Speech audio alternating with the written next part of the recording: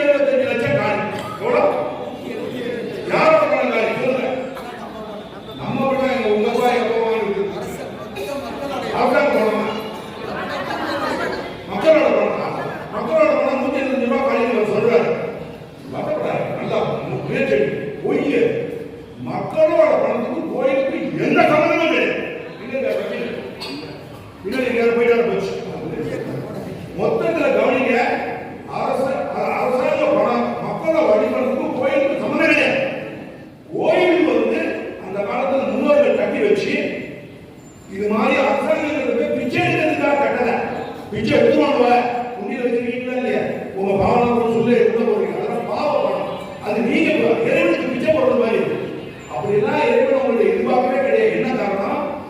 இறைவன் அன்னைக்கு நல்லவங்களுக்கு ஒரு உத்தரவு போனாதான் சேர சோழ பாண்டியர்கள் விஜயநகர நாயக்கர் கூட முடியாது. அவங்க கோடிக்கணக்கான லட்சம் ஆயிரக்கணக்கான நிலங்களை கொடுக்கணும்.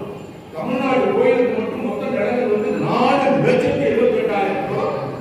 அதுதான் பேசணும்னு சொல்றேன். இதெல்லாம் தெரிஞ்சு விட்டு மட்டும் பேசி அர்த்தம் இல்லை. எவ்வளவு திரும்பி சொல்ற? 78,000 ஏக்கர். 4 லட்சத்தி யாரோட சொத்து? பொதுமக்கள் சொத்து அல்ல.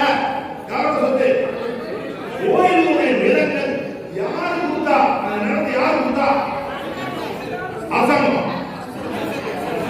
உங்களுடைய முன்னோர்கள் வேற யாரும் கொடுத்துருக்காங்க. அந்த நிலத்தினுடைய வருமானம் இருக்கைய அந்த இருக்கக்கூடிய வருமானம் இவ்வளவு வருமானத்துல நம்மகிட்ட வரி போடுறாங்க. அதுதான் 1,25,000.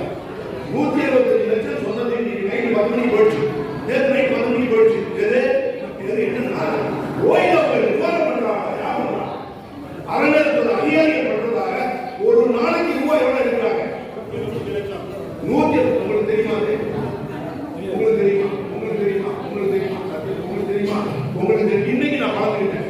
உங்களுக்கு யாருக்காவது